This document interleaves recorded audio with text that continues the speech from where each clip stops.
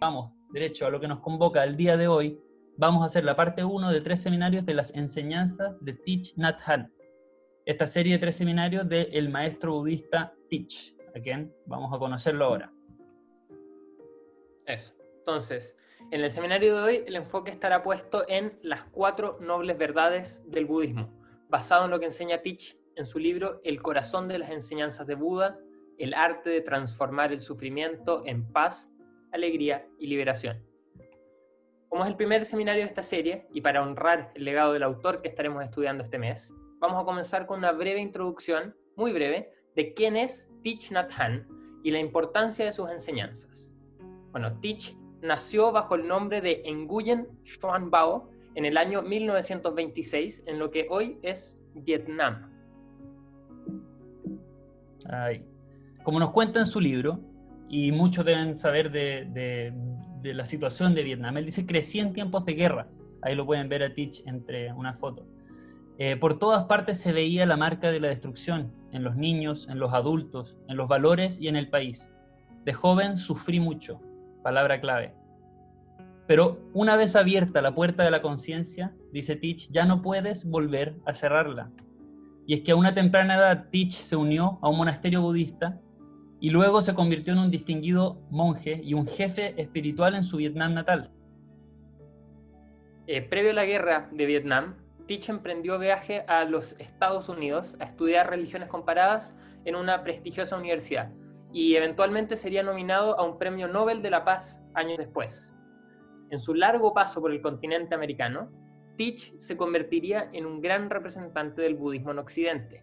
Su grandeza como maestro yace en su rol como evangelizador y como modernizador de la fe budista y las enseñanzas del Buda en Occidente.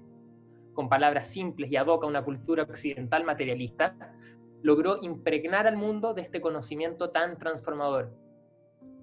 Y yo creo que no lo han visto así porque todas las fotos de Thich lo muestran más joven, pero hoy día Thich tiene 96 años y volvió, luego de toda esta peripecia por el mundo, volvió a su monasterio original donde se convirtió en monje por primera vez a los 16 años en su Vietnam natal.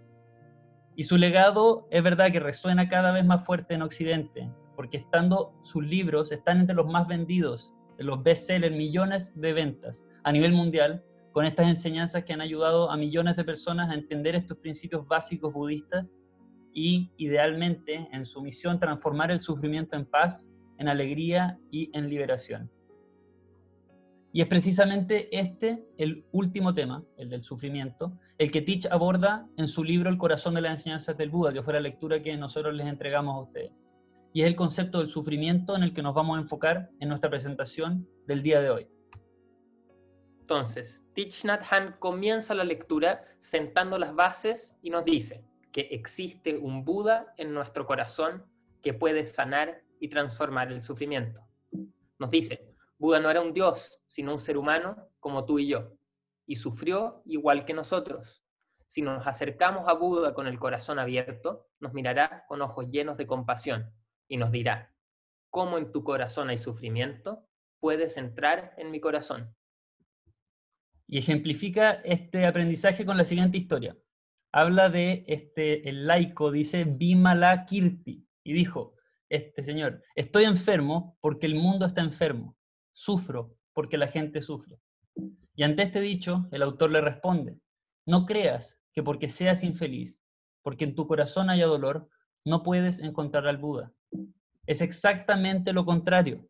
Como en tu corazón hay dolor, puedes establecer esta comunicación. Tu sufrimiento y el mío son la condición básica para poder entrar en el corazón de Buda y para que Buda pueda entrar en nuestro corazón. Thich define al Buda no como un ser externo, sino como un ser interno, como el Buda que todos llevamos dentro de nuestro interior, que se podría decir que se asemeja al concepto del yo superior. Y es ese ser interior el que observará, el que descubrirá qué es lo que ha causado el sufrimiento, y así prescribirá un curso de acción que lo transforme, como el título del libro, en paz, alegría y liberación. El autor no niega que existe el sufrimiento en la vida, pero afirma que si solo nos fijamos en nuestro sufrimiento, perderemos de vista el paraíso. Y el monje, eso sí, nos recalca la importancia del sufrimiento. Y es que sin sufrimiento no puedes crecer y no puedes alcanzar la paz y alegría que mereces. Por eso nos implora, por favor, no huyas del sufrimiento, abrázalo y aprécialo. Ve al encuentro de Buda, siéntate con él y muéstrale tu dolor. Él te mirará con bondad, con compasión y atención, y te mostrará cómo abrazar tu sufrimiento y observarlo a fondo. Con comprensión y compasión serás capaz de curar las heridas de tu corazón y las... Sí. Y es por eso que Buda llamó al sufrimiento la santa verdad, porque nuestro sufrimiento tiene la capacidad de mostrarnos la senda de la liberación. Abraza tu sufrimiento y deja que te revele el camino hacia la paz. Lo que nos lleva directamente al tema de hoy, las 4 nobles verdades.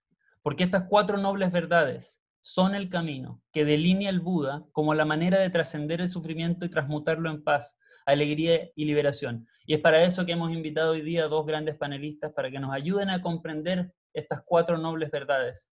Y es con eso que le vamos a dar el pase a José Ángel, autor, charlista, empresario, tiene un bagaje gigante y la verdad que nosotros hemos tenido el privilegio de escucharlo antes que ustedes, así que sabemos que lo van a disfrutar.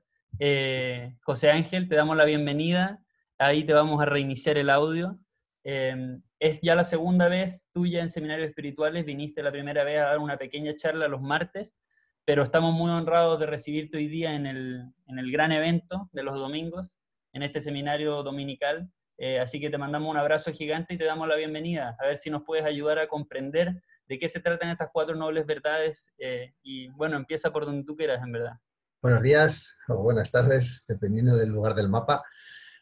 Pues bien, el otro día estuvimos hablando sobre el libro. Yo tengo otra edición, porque os comento que ese libro que habéis enseñado tiene una edición revisada y ampliada en 2018, que es interesante. Entonces, yo tengo el gusto de tener las dos y el otro día cuando comentábamos en Petit Comité sobre las nobles verdades, yo os decía que el budismo nace en la India, ya por el 623 antes de nuestra era, en lo que hoy en día sería Nepal, en un reino que se llamaba Kapilavastu y en el que nace Siddhartha Gautama antes de llamarse Buda y que su padre Sudodama y la reina madre era Maya Devi, pues de alguna manera consultaron esos oráculos humanos que eran los sabios de la antigüedad y ya fue muy propulsor el sabio, porque les llegó a decir que había signos sobrenaturales que indicaban que ese niño, que ese recién nacido, iba a ser o un gran asceta o un gran soberano, un gran rey. Lamentablemente para su padre, Buda, Siddhartha Gautama en este caso eligió la primera opción y aunque su padre le tuvo enclaustrado en palacio, adorándole con lujos y con pomposidad, pues él, cuando tenía la edad de 30 años, cuando su familia dormía, ya estaba casado, tenía esposa y tenía un hijo, pues se había escapado antes del palacio y había descubierto pues lo que era el mundo. El mundo para él no era el palacio, sino que había encontrado, fuera de allí, había encontrado a una persona enferma, a un anciano, a un muerto, algo que era natural en aquella época, en la que había mucha violencia, pero también había visto una asceta, de los que se llamaban en aquella época los renunciantes, que renunciaban a una vida ordenada. Entonces, aquello le llamó muchísimo la atención y él renunció a esa riqueza, a ese trono y a su familia y acudió en busca ya no de la iluminación, sino que lo que buscaba era, de forma generosa, la manera de acortar el sufrimiento en las personas y de que de alguna forma pudieran ser más felices. Ese sería un poco el objetivo de Buda cuando marchó en busca de su verdad o de la verdad absoluta. Esto es muy importante porque al final ya tiene una connotación de generosidad por su parte, al igual que Teach cuando salió de su país, también forzado por la situación, pero al final la opción de Teach fue, ¿qué hago? ¿Me centro en mí o me centro en los otros, ¿no? En los demás? Cuando hablamos se hablaba antes del yo superior, en ese caso creo que el yo superior tiene una connotación ególatra. Yo creo que sería mejor en un todo superior en el que en ese todo estamos todos incluidos, ¿no? Ese sería un poco el concepto mucho más general de lo que sería la budeidad. Estamos hablando de una época, en la época de Buda, que esto es súper interesante, en la que el ser humano estaba perdido, indeterminado, estaba infeliz con una vida rural que no le llenaba, muy dura, había que trabajar muchísimas horas, había soberanos que les quitaban parte de sus cosechas en impuestos y al final era una época plagada de penalidades, de opresión y especialmente de violencia, ¿no? Dentro de ese contexto de violencia estamos hablando de alguien que consigue acceder a una iluminación, consigue encontrar las causas del sufrimiento y de alguna forma se la explica a todas las personas que encuentran su camino, que luego se convierten en sus discípulos y que propagan su verdad, uno de los cuales en el paso del tiempo ha sido Teach, ¿no?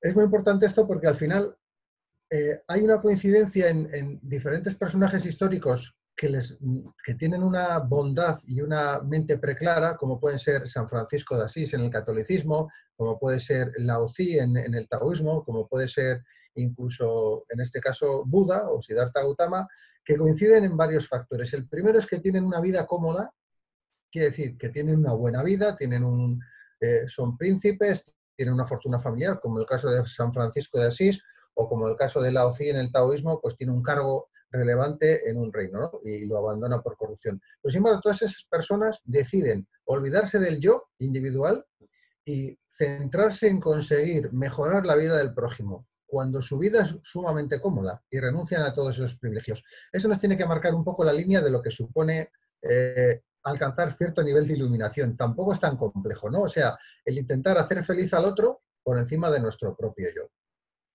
Al final hay un nexo común que tiene que ver con un hecho histórico muy interesante, que es lo que se llama la era, que el filósofo Karl Jaspers definió como la era axial, que es una época entre el 800 antes de nuestra era y el 200 posterior a nuestra era, en el que coinciden en el mundo, en el mundo mundial, quiere decir, en todo el mundo prácticamente, unas personas con una capacidad increíble para condensar el conocimiento humano y condensar la sabiduría que a lo largo de los años, después de siglos y siglos, no hemos sido capaces de superar hoy en día. Tecnológicamente sí, espiritualmente no. Yo creo que las bases de la espiritualidad hace 2500 años ya estaban perfectamente sentadas y todo el mundo las conocía. En China se juntan el confucianismo, que es muy ético, y el taoísmo. Luego en la India tenemos el hinduismo, aparece el budismo, el jainismo, zoroastrismo, la época platónica en Grecia. Quiere decir, hay unas mentes preclaras que coinciden en una época muy determinada del tiempo y que marcan la línea espiritual de la humanidad, incluso la línea del conocimiento, que a día de hoy, desafortunadamente, pues hay personas que parece que ese conocimiento lo han abandonado, ¿no? ¿Todo eso qué significa? Pues al final significa que lo que en China se denomina las 4 maravillosas verdades, porque cuando hablamos de nobles verdades parece que tiene una connotación como de poder o de un palacio o reales, sino que al final los chinos, que son como muy expresivos en el sentido verbal, pues lo que ellos definían aquello era como las 4 maravillosas verdades, algo que es digno de admirar, algo que uno tiene que aprender y que uno tiene que propagar, por decirlo de alguna manera. Esas 4 nobles verdades, que hablamos del budismo, son muy concretas y conforman un mapa de lo que sería la vida personal que vamos a desarrollar hasta el día de nuestra muerte. Es decir, eso va a estar ahí permanentemente y es inherente al ser humano. Son 4 verdades que no podemos modificar. Podemos modificar todo el resto, el contexto, nuestro comportamiento, nuestra perspectiva, pero esas 4 nobles verdades están ahí y es como si dijéramos una especie de entorno al que nos tenemos que acostumbrar, nunca mejor dicho, como seres humanos, y como diría Darwin, pues tenemos que adaptarnos, nunca mejor dicho, a ese ambiente, ¿no? La primera noble verdad se llama dukkha y tiene que ver con el sufrimiento. El sufrimiento es inherente a todos nosotros. El sufrimiento puede ser físico o puede ser un sufrimiento emocional, pero es un sufrimiento real, que existe, que nosotros, por mucho que nos empeñemos, no vamos a hacer desaparecer, ¿de acuerdo? Y que tenemos que asumir para poder fluir dentro de ese contexto, que en muchos casos puede ser penoso o incluso doloroso, ¿de acuerdo? Entonces, tenemos que intentar ser capaces de asumir eso porque sin la asunción de esa realidad va a ser imposible que podamos dar un paso en nuestra vida que sea correcto. Luego la palabra correcto ya la aclararemos más adelante. Esa sería la primera noble verdad budista. La segunda noble verdad es el samudaya. El samudaya es, de alguna forma, el encontrar, ya que sabemos que el sufrimiento existe, como seres humanos, nuestra obligación es encontrar esa raíz de ese sufrimiento que sentimos, ¿de acuerdo? ¿Por qué? Pues porque es muy difícil encontrar una respuesta o una respuesta satisfactoria a algo, perdón, si no somos capaces de encontrar la causa, el motivo de nuestro sufrimiento. Entonces, la segunda noble verdad habla de del samudaya, que es cómo detectar, cómo concretar, cómo verbalizar, personalizar, hacer toda la imaginería posible para detectar cuáles son las causas que nos provocan precisamente ese sufrimiento. ¿Y para qué es necesario esto en las nobles verdades? Porque es imposible deshacer el sufrimiento si no lo detectamos. Cuando somos capaces de ponerle nombre y apellidos, conseguiremos posiblemente después, con la práctica, deshacer ese sufrimiento, deshacernos de los apegos y deshacernos de todo lo que causa precisamente ese sufrimiento. Eso significa asumir una cosa muy importante en el ser humano, que lo vemos con una connotación negativa y sin embargo la tiene positiva, que es el descubrir, alentar e incluso promover nuestra propia fragilidad o sensibilidad. Claro, estamos hablando, como hablábamos en la época del contexto de Buda, en una época en la que la edad se acortaba antes de la muerte, quiere decir, vivíamos muy pocos años, había mucha violencia, el sol salía hoy, pero mañana podía desaparecer porque alguien invadía tu aldea y pasabas a mejor vida o desaparecías de este tipo de vida. Entonces, en ese contexto es muy importante el asumir esa fragilidad y no verla como algo con una connotación negativa, sino sentirse realizado porque eso sea así. Quiere decir, precisamente la fragilidad es lo que nos ayuda a distinguir después la fortaleza. Eso se dice muchísimo en el Tao. Solo podemos descubrir lo que es bueno si conocemos lo que es malo y viceversa. Entonces, esto es esencial. No podemos pensar que el dolor es algo negativo, sino que el dolor es una experiencia que debemos vivir, que todos vamos a pasar a lo largo de la vida en más o menos ocasiones y que va a depender de nuestra actitud a la hora de deshacer ese dolor, no de enfrentarlo, porque enfrentarlo sería también algo con una connotación negativa, sino cómo fluir dentro de ese dolor, cómo experimentarlo, cómo experienciarlo y cómo transmitir lo que sentimos a lo que nos rodea. Ahí va a radicar precisamente otra de las cuestiones más importantes en la parte del budismo. La tercera noble verdad sería lo que se llama el niroda, que es, de alguna manera, dejar de crear ese dolor que hemos sentido.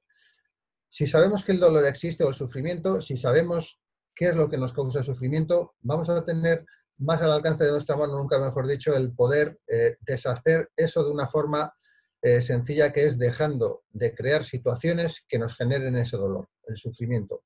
Entonces, eso tiene que ver con la forma de actuar, de enfrentar a la vida, de incorporarnos al fluir como si fuéramos agua, como si fuéramos parte de un río caudaloso que es la vida, en el que hay muchísimos seres humanos, en el que hay naturaleza y animales y que hay situaciones que nosotros no controlamos. No necesitamos tener en el budismo una sensación de control. El control es siempre ficticio. Lo que tenemos que tener es una sensación de paz interior. Con paz interior, todo lo que está alrededor no se controla, pero se siente de manera diferente. Entonces, esta en concreto, que es la tercera noble verdad, el Niroda, desde mi punto de vista, es uno de los mayores regalos que nos hizo Buda, porque significa, después de haber reconocido que el sufrimiento es permanente e inherente al ser humano, después de localizar el sufrimiento, el saber que tenemos la capacidad de dejar de crearlo supone una palabra mágica para el hombre, que es la palabra esperanza, ¿no? Podemos tener la esperanza concreta y concisa de que cualquier cosa que nos suponga una afrenta, un dolor, un sufrimiento, podemos llegar a ser capaces de superarlo. Esto es muy interesante porque de las 4 nobles verdades, yo os diría que es, desde mi punto de vista, la más ilusionante de todas. Es como la más positiva, ¿no? La que se suele decir la que da más buen rollo. O sea, porque reconocer que hay sufrimiento, pues vale, está bien. Saber que el sufrimiento está localizado está genial, pero la mejor de todas es decir, yo soy capaz de dejar de crear ese sufrimiento, creo que es la más esperanzadora de todas.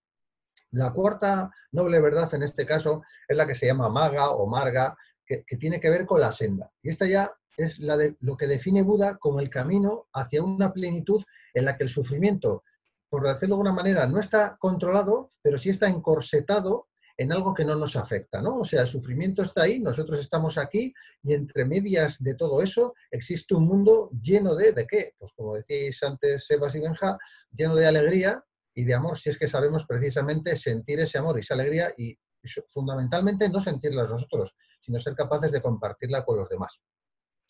Entonces, en este caso, la cuarta noble verdad tiene que ver con el llevar una vida espiritual correcta. ¿Para qué? Para definir un mapa del universo en el que en ese universo nosotros somos parte indisoluble y parte eterna a la vez, ¿de acuerdo? Entonces tenemos que aceptar eso y dejarnos fluir en esa marea de la vida. Buda nos da, después de las nobles verdades, nos aporta dos herramientas muy importantes, porque estamos hablando que las nobles verdades son una especie como de croquis o de pequeño resumen de lo que es la vida, ¿no? La vida tiene sufrimiento, es un resumen que aparentemente es muy triste, ¿no? La vida tiene sufrimiento, posiblemente tú eres el que causa tu propio sufrimiento y de alguna manera luego te anima a despertar. Es lo que diría como si fuéramos Gandalf en El Señor de los Anillos, ¿no? Y paraseándole con la frase de la comunidad del anillo, nos diría algo así como despertad insensatos. Es una forma de que Buda nos remueve las conciencias para recordarnos que hay un estado superior a toda esta vida mundana que llevamos. Para llegar a esa vida mundana, la última noble verdad, que es la de Maga, la de la senda, nos aboca después a algo que Buda ya reconoce como el óctuple sendero, que es muy interesante. Y previamente a eso, yo os diría que previamente a eso es fundamental otra parte súper interesante del budismo, que son las paramitas. Las paramitas son los dones que todos tenemos que cultivar, porque si no tenemos dones, difícilmente vamos a distinguir las cuatro nobles verdades, vamos a estar perdidos, y si no las distinguimos, es casi imposible que intentemos después mantener precisamente ese octuple sendero. Las paramitas de Buda son súper sencillas. Tiene que ver con la generosidad, tiene que ver con los ejercicios de propia concienciación, que esto tiene que ver con el despertar a lo que es el sufrimiento y reconocerlo. Tiene que ver con con saber recibir, soportar ese sufrimiento de alguna forma, ¿de acuerdo? Tiene que ver con la perseverancia, tiene que ver con la meditación, parte fundamental. Es muy importante ya no solamente reconocernos a nosotros mismos en el otro, sino mirar hacia adentro de nosotros mismos, porque solemos estar distraídos y no somos capaces en muchas ocasiones ni de distinguir quién soy yo realmente, ¿no? Esto es muy importante. Y luego ya, pues en el caso de la dhyana, que es la meditación, y luego ya la praña, que sería la sabiduría, que tiene que ver pues, con el aprendizaje, con la humildad, con, por ejemplo, poder participar en una sangha budista y con recibir las enseñanzas de un maestro. Tenemos que ser suficientemente humildes en la vida, nunca mejor dicho, pero también tenemos que ser suficientemente atrevidos.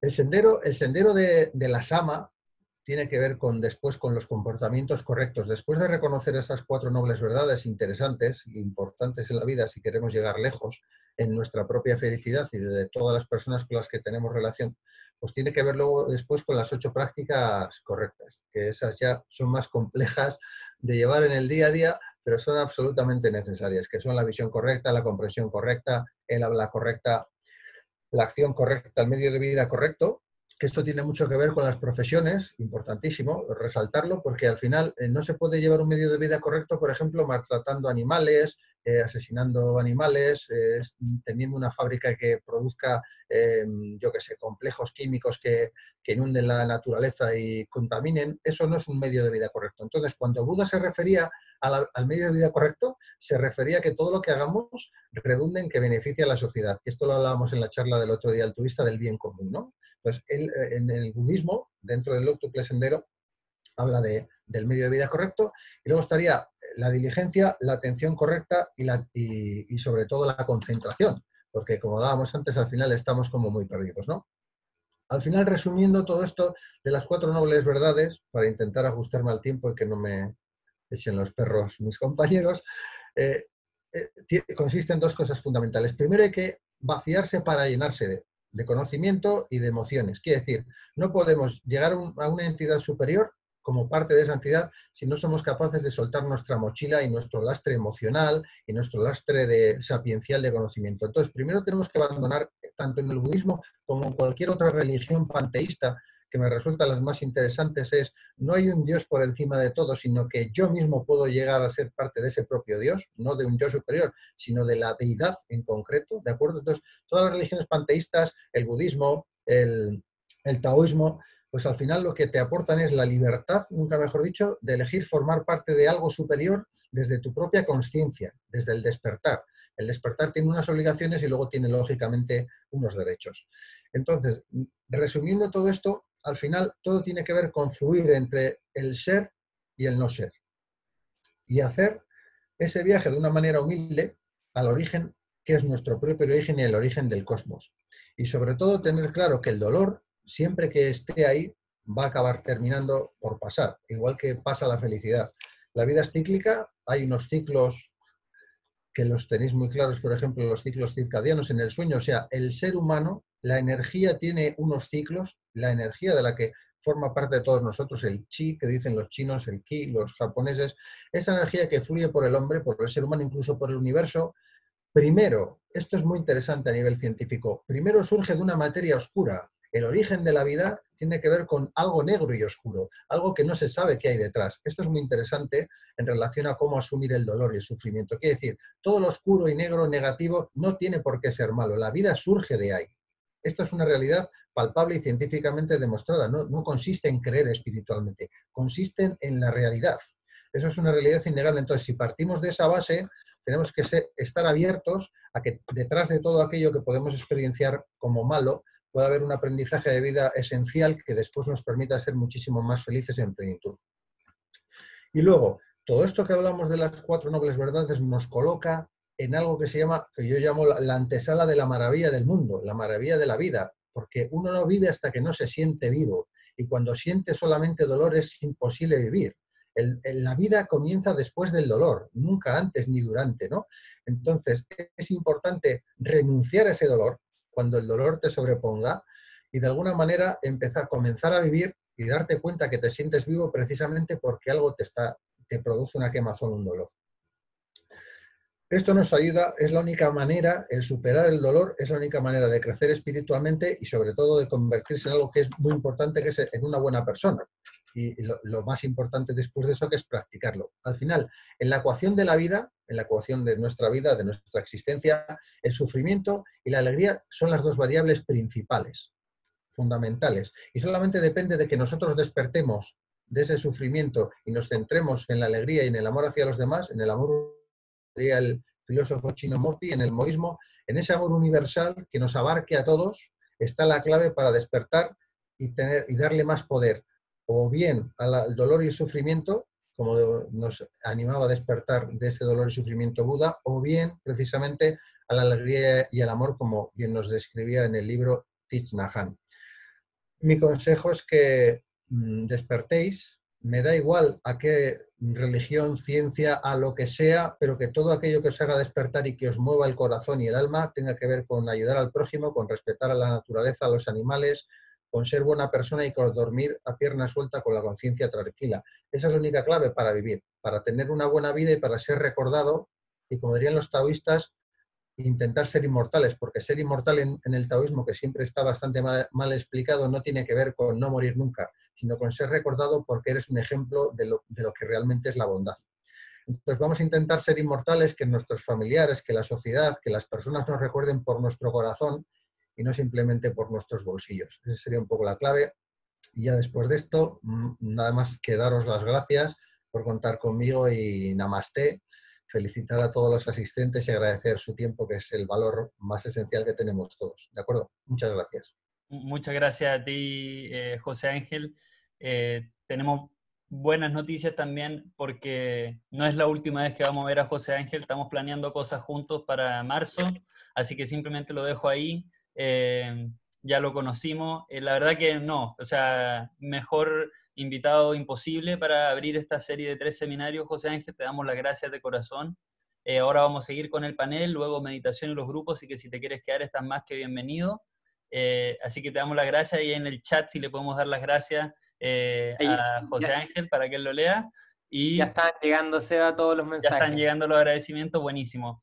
Entre transición, ahora vamos con nuestra querida Cintia González. Nosotros decimos profesora de literatura porque tiene porque es profesora de literatura, pero es mucho más que eso para nosotros y también para todos los que ya la hemos conocido en seminarios espirituales, porque yo diría que la mayor cualidad que tiene Cintia, y la vamos a ver ahora, es la capacidad de aterrizar. Acabamos de escuchar a José Ángel lo que fue como, no sé cómo explicarlo, fue como un arco iris de conocimiento, que yo estaba como, me imaginaba como un niño así viendo un arco iris escuchando a José Ángel. Ahora con la Miss vamos a ir al papel y vamos a tratar de dibujar lo que vimos. A ver qué tan bonito lo podemos dibujar. Así que con eso le voy a dar la palabra a Cintia, a la Miss, darte además las gracias por acompañarnos ya, creo que es tu 4º seminario con nosotros. Y Cuarto nada, mes, pues, ser. ¿qué, Benja? Cuarto mes, más que cuarto. Cuarto mes con nosotros. Así que gracias, gracias Miss, gracias Cintia, bienvenida, y vamos a aterrizar todo lo que acabamos de escuchar. Bueno, los saludo a todos, muchas gracias. Quiero aclarar que la presentación que voy a hacer yo tiene que ver con lo que dijo José Ángel, pero más apegado a la obra que tuvimos que leer, que es Thich Nhat Hanh, ¿ya? Porque en el fondo las versiones del budismo, las interpretaciones que hay del budismo son variadas, y por lo tanto mi opción fue apegarme a la lectura de Thich Nhat Hanh, que es la lectura central que vamos a realizar durante este tiempo. Entonces voy a partir, digamos, con lo que él presenta y cómo lo presenta, ¿ya?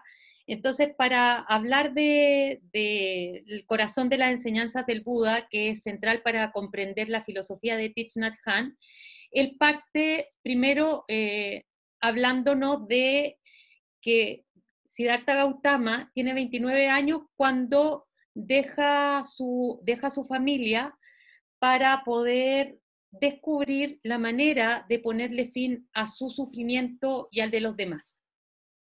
Él se va con los ascetas, con los renunciantes, y practica meditación, practica el ayuno, practica la martirización del cuerpo, está 6 años con ellos y finalmente no logra la iluminación. Entonces él, ya muy maltratado físicamente, dice: yo me voy a sentar debajo de este árbol, un árbol sagrado, y dice: yo me voy a quedar aquí hasta lograr la iluminación y determinar cuál es el origen del sufrimiento humano y comprenderlo. Dicen que a la primera noche, al alba, él ya hace este descubrimiento, se ilumina, pasa a ser el Buda, el iluminado, ¿cierto? Y luego los días siguientes que pasa debajo de ese árbol, los pasa sintiendo la paz de estas sensaciones de lo que él había descubierto, que en el fondo es el fin del sufrimiento.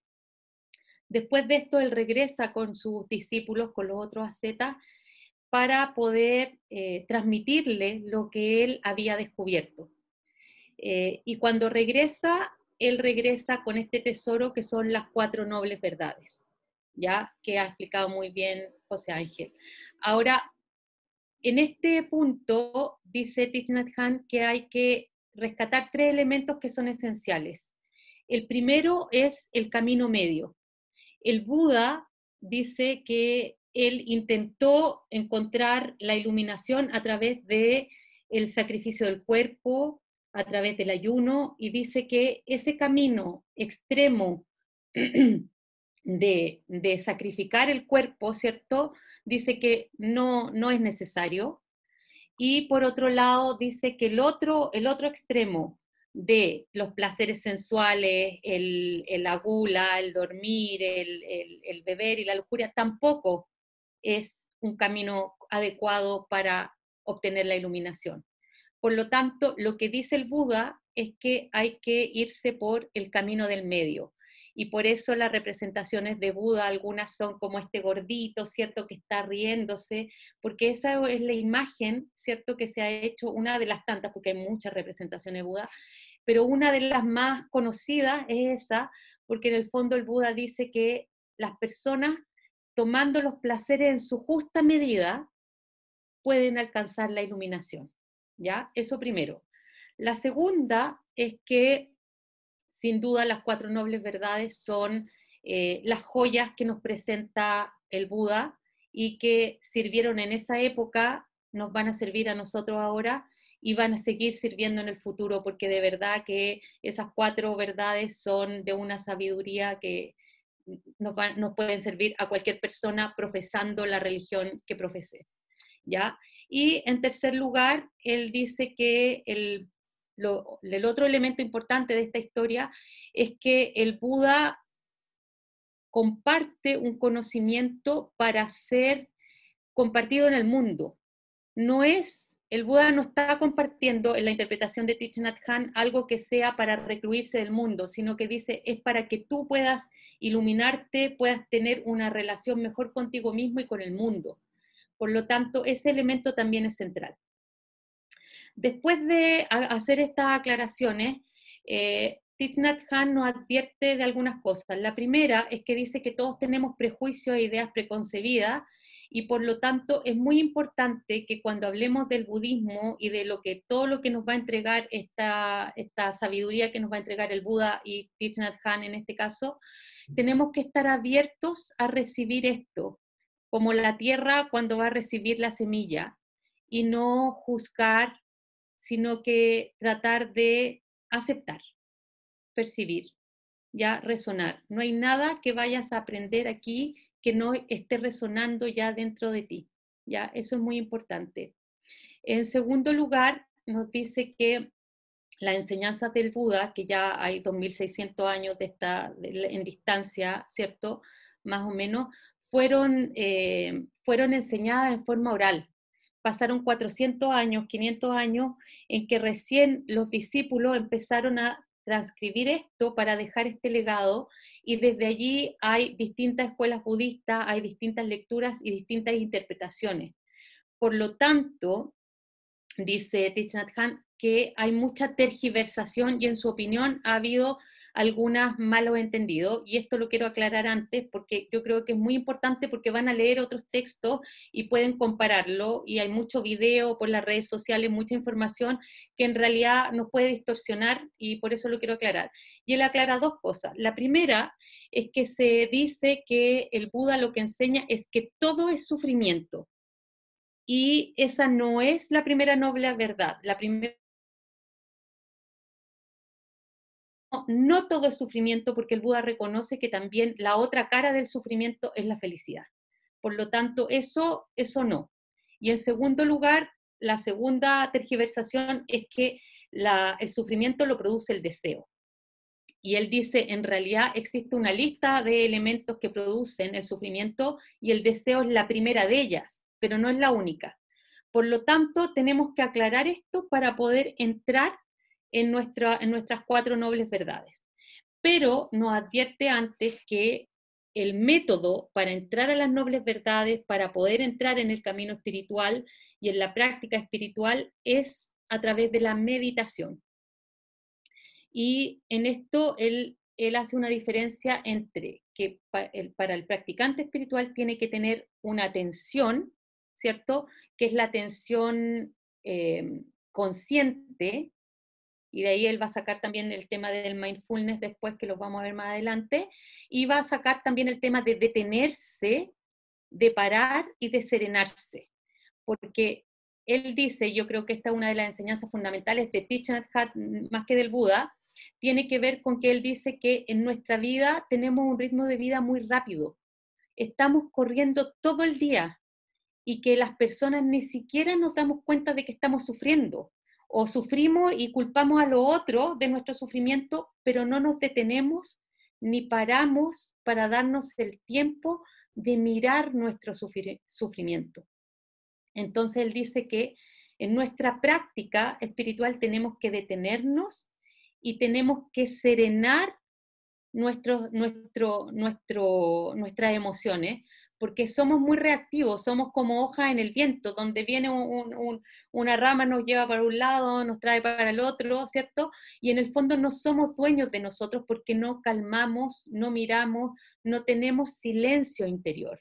Por lo tanto, él dice, hay que detenerse, hay que serenar y hay que calmarse. Y hay que calmarse para descansar. Y dice, el descanso es muy importante para curarse, para mejorarse. Y nos pone como ejemplos a los animales que cuando están heridos se va uno a una cueva y no comen, no beben, sino que están ahí, se detienen hasta que pueden curarse y pueden salir al mundo. Entonces él dice, nosotros incluso cuando estamos enfermos, lo que hacemos es que empezamos a buscar medicamentos, empezamos a buscar información, hacer, ni siquiera ahí, en ese momento, que es un momento de máxima detención para poder sanarnos, lo hacemos, sino que seguimos en esta locura, ¿cierto? Entonces él dice, para poder reflexionar, para poder aprender de estas nobles verdades, vamos a tener que primero tener esta disposición adecuada, y el trabajo espiritual va a consistir en que te quedes quieto y puedas meditar adecuadamente acerca de estas nobles verdades. Entonces aquí Thich Nhat Hanh hace una interpretación de las 4 nobles verdades que es muy interesante, porque él incluso las cambia, él las simplifica un poco, pero yo las voy a decir en orden y después voy a decir cómo lo trabaja él. En primer lugar, había, como dijo José Ángel, la primera noble verdad es el sufrimiento, y lo que dice Thich Nhat Hanh es que en el fondo mirar el sufrimiento ya es un alivio para el ser humano, porque nosotros somos muy inconscientes y nosotros sufrimos y no sabemos por qué sufrimos. Entonces le echamos la culpa al otro o estamos perdidos, sabemos que tenemos un malestar, pero no nos detenemos a mirarlo. Entonces dice, lo primero que hay que hacer es que la primera etapa es identificar, mirar y reconocer sin juzgar. Y ahí está el tema de la ecuanimidad, poder mirar sin juzgar, sin decir esto es malo, sin juzgarte a ti mismo, y mirar tu sufrimiento.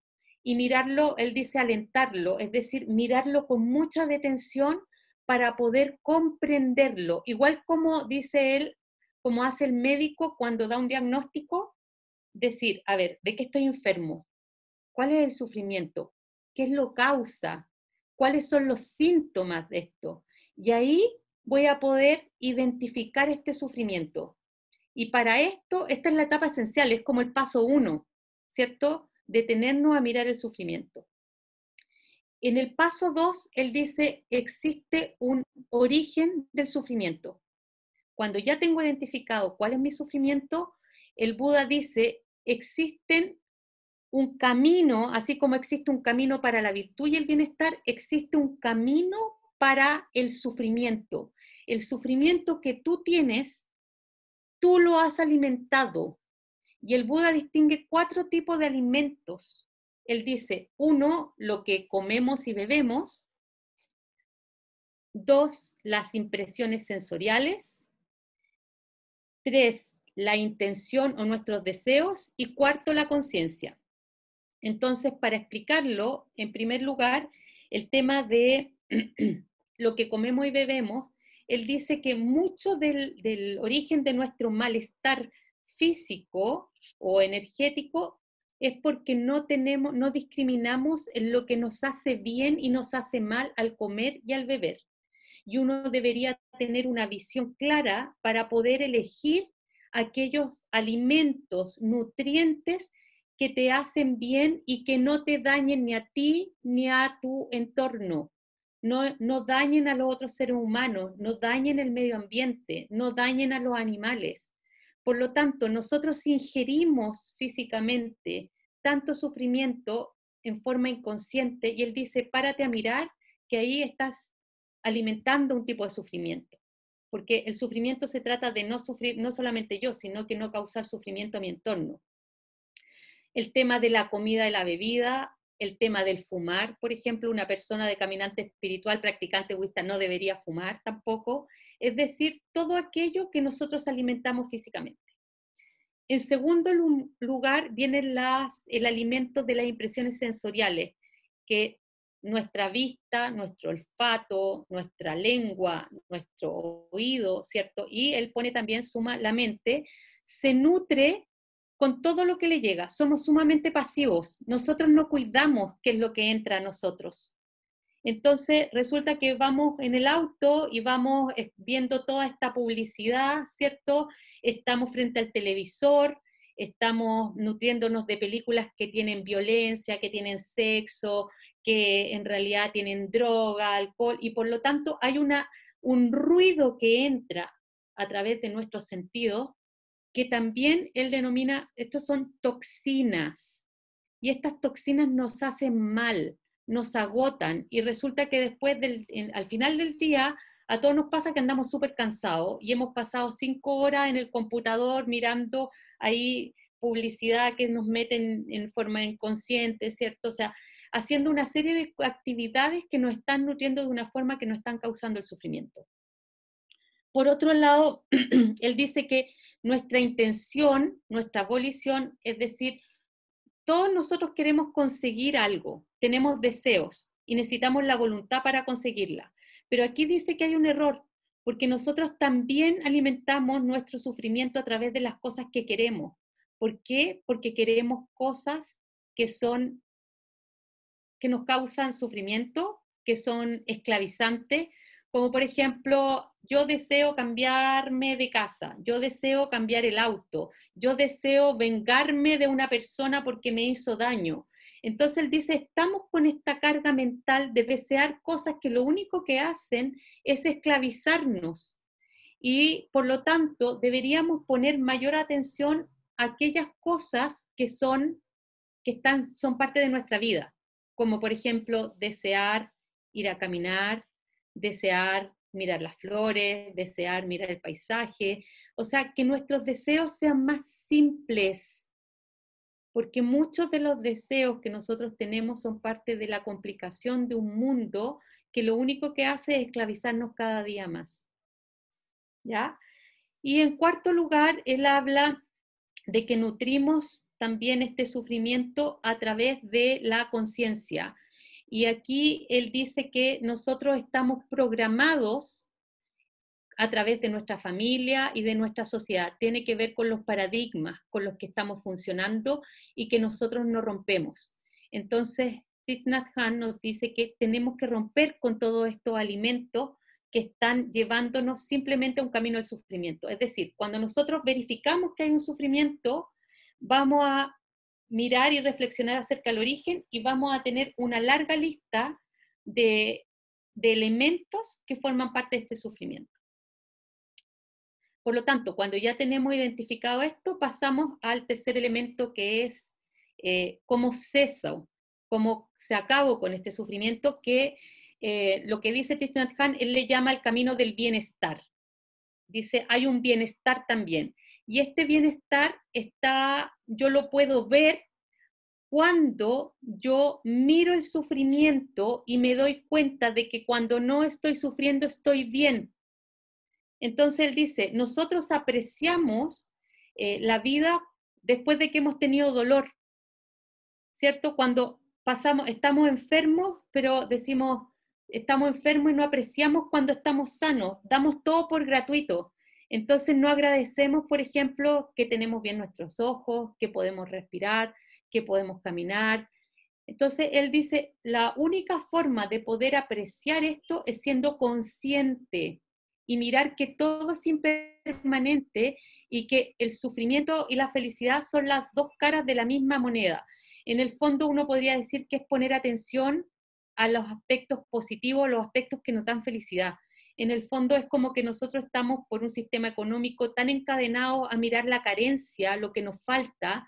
Las redes sociales, por ejemplo, lo único que apuntan es a mirar a lo que los otros tienen, a este exhibicionismo tremendo que lo único que hace es fomentar los deseos, ¿cierto? Los deseos que no llevan a nada más que a sufrimiento y a encadenamiento, ¿ya? Y después describe el óctuple sendero, que el óctuple sendero sería el camino del bien, la visión correcta, la acción correcta, el pensamiento correcto, y que Thich Nhat Hanh dice, aquí es muy simple, las 4 nobles verdades, cuando tú miras una, ves las 4, y que son muy simples porque diríamos, hay un sufrimiento y hay una felicidad. Para el sufrimiento hay un camino, y para la felicidad también hay un camino. Entonces, cada uno debería decidir cuál es ese camino. Pero yo diría que uno de los elementos centrales, y esto yo creo que es lo que vamos a desarrollar en los futuros seminarios, es tener muy claro una práctica de meditación, una práctica que nosotros nos haga detenernos para mirarnos, una práctica que nos permita desarrollar un centro interior, una conciencia que vaya creciendo para poder ser firmes, como dice Thich, para ser firmes como un roble y que no venga el viento, la tormenta y nos lleve para cualquier lado, sino que la única firmeza que podemos tener va a residir dentro de nosotros con la práctica espiritual. Eso. Wow. Caen los aplausos Sí. virtuales. Sí, realmente ahí increíble. Ahí, bueno, en los comentarios todo el rato la gente súper clarito, increíble. Yo diría, Miss, que lo que más me impactó de lo que dijiste fue cuando hablaste de la segunda noble verdad y hablaste de las causas del sufrimiento. Y bueno, dijiste primero la comida y lo que bebemos. Y eso, bueno, con el SEBA empezamos en el camino de la alimentación basada en plantas, se podría decir, y vimos el cambio realmente. Y dejar, por ejemplo, también el alcohol, o sea, muy poquito. Entonces, ver ese cambio, pero después lo que dijiste, la número 2, esa sí que fue la que más me impactó, porque yo creo que esa en general no la consideramos, que son las impresiones sensoriales. Cuando hablaste de las películas, la música que escuchamos, porque ya podemos ser todos los espirituales, pero si estamos escuchando reggaetón, que está bien porque todo como que es parte de nuestra cultura, pero si uno se pone, se detiene a pensar, porque en general no nos detenemos, como tú bien lo explicaste, lo que dicen esas canciones hablan de sexo, de droga, de pura inconsciencia y puras cosas que causan sufrimiento. Entonces, ese llamado que nos hiciste, Miss, a realmente tener ojo con todo lo que consumimos, y no consumimos solo en términos de alimento, sino que alimento visual, alimento espiritual, es un llamado, pero yo creo que nos va a llegar a todos, y especialmente lo último de las redes sociales, que ese tema el otro día hizo, ¿sí? Sí, no, y que si tuviera que agregar, vemos lo que tú dijiste del 2, cómo se está derechamente relacionado al 3, porque el 3 son los deseos, y cómo lo sensorial, que tal vez no, creemos que no lo podemos controlar, como dice el Benja, es lo que vemos en la tele, es lo que estamos escuchando, crea deseos en nosotros que no son realmente nuestros, y eso genera sufrimiento. Entonces, está todo conectado, pero como dijo la misa al final, si no encontramos una práctica para ser realmente como un roble en nuestras raíces, para conectarnos, es muy difícil poder interiorizar. Podemos creer que entendimos, nos puede hacer sentido racional toda la información que escuchamos hoy día, pero de no tener una práctica real, sostenible, que sea parte de nuestra rutina, es muy difícil realmente interiorizarlo, encontrar el silencio y volver a ese interior. Es por eso que estos 3 seminarios de Thich Nhat Hanh, y como ha sido costumbre en la mayoría de los últimos seminarios, vamos a hacer una parte experimental, y vamos a hacer una meditación para poder interiorizar que cada uno en la meditación, bueno, no digo más, con eso voy a dejar mejor a nuestra invitada. Hay muchas Claudias, así que ahí está. Claudia Campos, Canifru. A ver, vamos a esperar que reactive el audio. Cuando lo actives nos avisas. ¿Ahora Claudia. sí? Ahora sí, a Ahora ver. ¿Me escucho, no? Despacito, ¿eh? Ay, tengo problemas, parece. No. A ver, Ahora ya me vamos, escucho. pero te ponemos ahí. Ahora, Ahí ahí sí. sí. Ahí ¿Me escucho perfecto. bien? ¿Me escucho bien? Sí. Sí, sí, perfecto ahí. Ahí está bien. Bueno, le damos la bienvenida a Clau. La parte, como dijimos, de la estructura del seminario, la parte intelectual, ya terminó, que fue con José Ángel y Cintia, así que les damos unas gracias infinitas a ambos. A Cintia la vamos a volver a ver el próximo 10, el próximo domingo. A José Ángel lo volveremos a ver ya más adelante. Y ahora le damos la bienvenida a Claudia, Clau Corazón Feliz, Claudia Corazón Feliz en Instagram, para que la sigan. Realmente contenido muy bueno. Porque como ya hablamos de las redes, también si ya estamos en las redes, si ya vamos a estar metidos, por lo menos sigamos contenido que nos sirva. Y Clau, nosotros ponemos en el afiche sanadora de la conciencia, la Clau se ríe, porque nos gusta un poco entre tomarnos en serio, pero también en broma todo esto, del mundo de la espiritualidad, el camino medio. Así que le damos la bienvenida a Clau, muchas gracias. Si tuviera que agregar algo, que Sí. yo sé que Clau, en general, una de sus como descripciones es como que le encontró sentido al dolor o al sufrimiento, entonces como muy ad hoc este seminario, porque yo sé que Clau ha tenido experiencias en su pasado de mucho sufrimiento y ha logrado tal vez como trascender, o sea, me imagino que no todos los días, como Clau siempre dice, no podemos estar vibrando alto todos los días, pero ha podido trascender y transmutar ese sufrimiento en alegría, paz y liberación. Así que muy bienvenida, Clau. Muchas gracias. Bueno, primero contarles cuál es mi libro favorito de Thich. A mí me gusta mucho este, que es El arte de cuidar a tu niño interior. Se lo recomiendo, un libro sencillo, y a mí me ayudó mucho en mi búsqueda de mi sanación. Y yo comencé meditando así mucho rato, meditaba 45 minutos diarios, hacía muchas cosas, y la meditación me ayudó muchísimo, de verdad que sí, y me gusta meditar porque me voy a un estado a un estadio donde no estoy acá, así lo digo yo. Entonces, primero lo que les quiero contar un poquito es que cualquiera puede meditar, no se necesita ser maestro ascendido ni nada. O sea, de verdad meditar es muy sencillo, quiero que se saquen esas creencias. Yo recibo muchas creencias respecto a cómo llegar a la mente en blanco y esas cosas, y eso es para el ego, no es importante, de verdad que no es importante. ¿Por qué meditamos? Porque a uno le hace bien. Ahora, importante es un nuevo hábito que hay que meter. Entonces yo siempre pongo el ejemplo de cuando las mamás y los papás le enseñamos a nuestro hijo a lavarse los dientes. Uno está todo el día, te lavaste los dientes, hasta que al niño se le hace el hábito y uno ya no le dice más. Lo mismo en la meditación, es un hábito que ustedes tienen que instalar en su vida. Ya, es un hábito que hay que instalar. Entonces lo tengo que hacer todos los días, un rato. ¿Cuánto rato? Lo que a ti te resuene. Hay gente que va a estar quizás sin darse cuenta 10 minutos, y hay gente que un minuto se le va a hacer eterno, ¿ya? Ahora vamos a hacer una pequeña meditación guiada, que espero que les sirva. Vamos, miren, a mí me gusta mucho que el budismo esté como en boga, esté de moda, pero hay algo que nosotros los occidentales no nos han enseñado, nos enseñan, que es alejarnos del sufrimiento. Entonces te venden todo lo que nos venden es para alejarnos. Y el budismo te dice, anda y abrázalo. Y eso da miedo, ¿no? Porque uno dice, no quiero. No quiero. Quiero que el doctor, el psiquiatra me dé cosas para no sentir, voy a tomar para no sentir, voy al mall para comprar y no sentir. Entonces el budismo, hay que ser valiente, así que aquí hay puras valientes, guerreras y guerreros, no lo olviden. Aquí todos ustedes, los que están, son guerreras y guerreros que andan buscando sentido de su existencia, y eso tienen que tenerlo así, pero valoradísimo en su corazón. No se olviden que son eso, primero, ¿ya? Así que la idea es que saquen todas las creencias, como ese cuento, ¿no es cierto? Que para llenar no tengo que vaciar la copa, vacíense de las creencias, y vamos a hacer una pequeña meditación guiada. La idea es que a aquella que no le gusta cerrar los ojos, ¿ya? Pueden hacer una práctica que es antiquísima, yo creo que más antigua que Buda, quizás, que es mirar hacia abajo, ¿ya? Yo lo recomiendo porque sé que hay gente que no le gusta cerrar los ojos, le da miedo, qué sé yo. Entonces ustedes pueden estar sentados y mirando hacia abajo, ¿ya? Ahora cerrando los ojos es mucho más fácil imaginarme cosas. Así que vamos a comenzar entonces, sin expectativa, sin cosas grandilocuentes, de llegar la mente en blanco, nada. Solamente vamos a meditar porque es bacán, como decimos en Chile, porque es lo máximo, porque uno se siente contenta, y uno se encuentra con uno misma, con quien yo soy.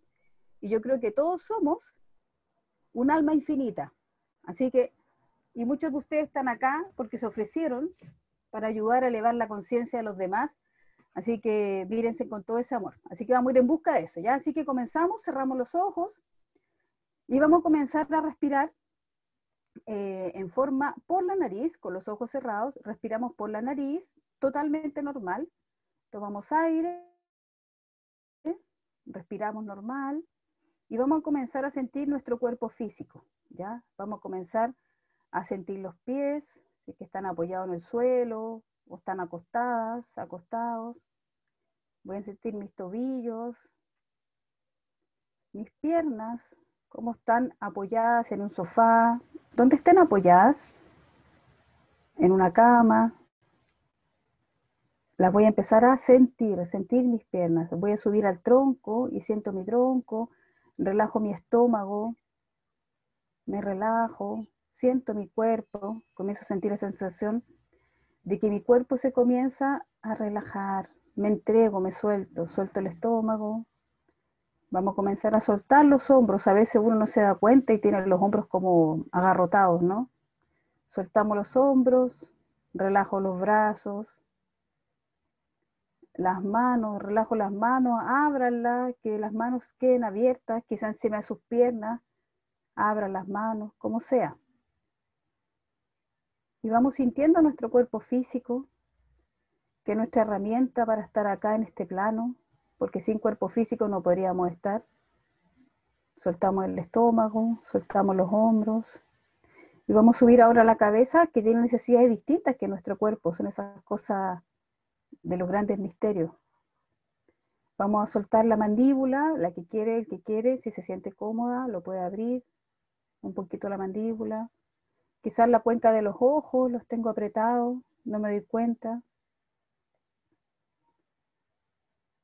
Reviso mi mandíbula y con la respiración, de a poquitito voy sintiendo mi cuerpo físico, porque también somos esto, un cuerpo físico, así que tomamos aire.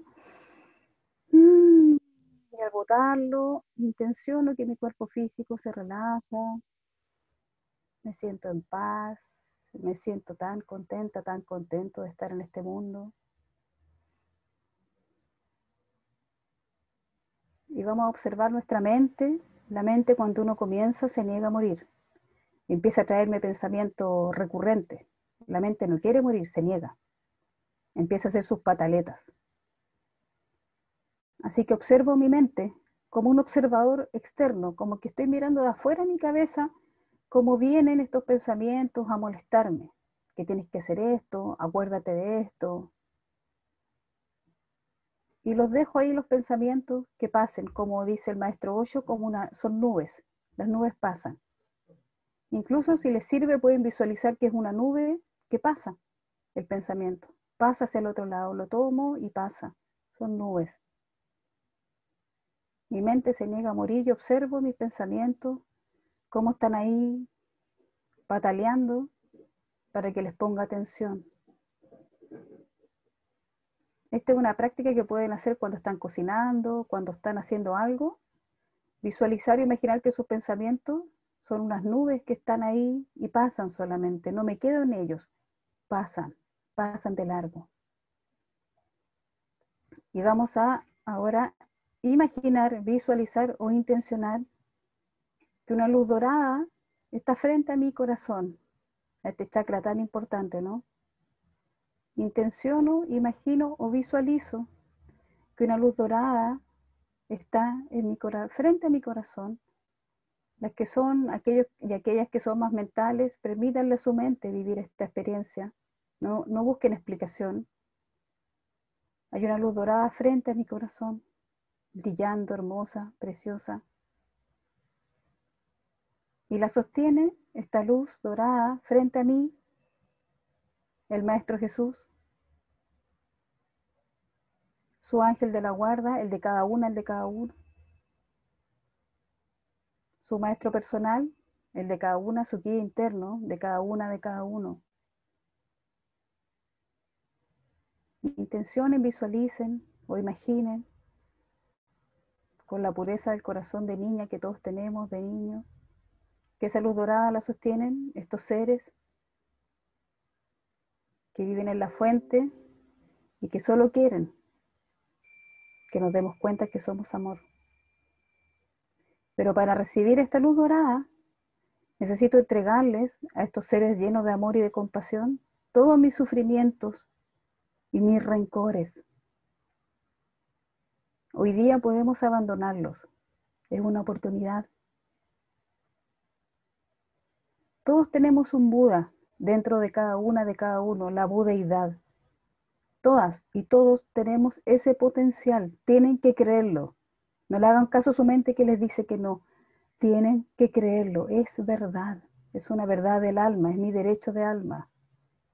Pero para recibir esta luz dorada que me están ofreciendo, tengo que soltar ese rencor, ese sufrimiento.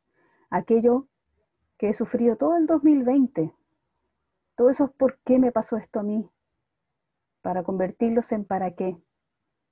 Porque esta pandemia y este año se transforma en una oportunidad. Así que si el que desea, la que desea, puede ir a ese sufrimiento, a ese rencor, al más antiguo. Se requiere mucha humildad para hacer esto y valentía. Y se lo entregan a esos seres que están frente a cada una, a cada uno, esperando que yo suelte eso, que me aliviane, suelto ese rencor, suelto esa tristeza de niña, de la niñez, de la adolescencia, lo rechazo. Suelto ese rencor hacia mi padre, hacia mi madre, a esa persona que tanto daño. Lo suelto, ya no me sirve en este camino de mi vida y se lo entrego. Vean la forma que quieran y el Maestro Jesús lo recibe y lo convierte en mariposas que se van volando, libres. Se lo entrego.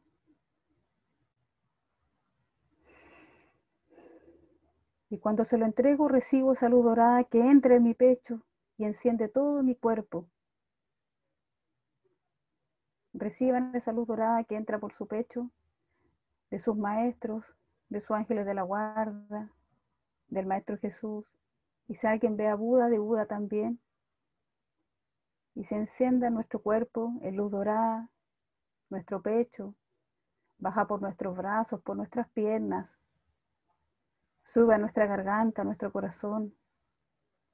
Limpia y llena toda nuestra columna vertebral esta luz dorada, dándonos energías, dándonos fe, dándonos certeza y convicción de que estamos en el camino correcto, de que mi alma valiente está en este año, en estos años que se vienen para la humanidad, con una misión: iluminarme yo para que la gente que me rodee también se ilumine. Nos visualizamos brillando, dorados, doradas. El corazón fuerte, ese brillo del corazón es fuerte, fuerte, fuerte, fuerte. Se ve a lo lejos. Y esta luz dorada eleva nuestra conciencia,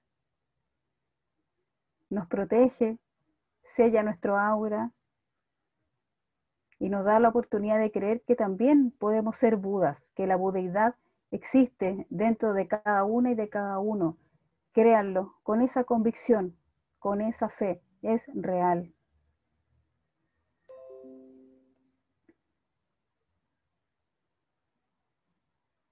Que este año busquemos los para qué y dejemos los por qué.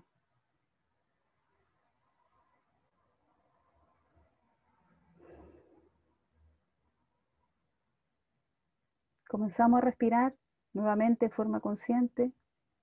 Vuelvo a la respiración, tomo aire, boto el aire, comienzo a mover los pies de a poquitito, los dedos de las manos, la cabeza, respiro. Y de a poquitito vamos volviendo a este espacio de unión.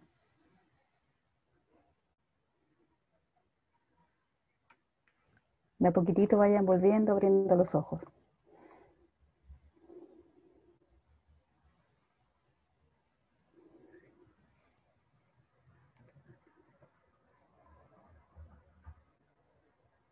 De a poco, cada uno a su ritmo, vayan volviendo.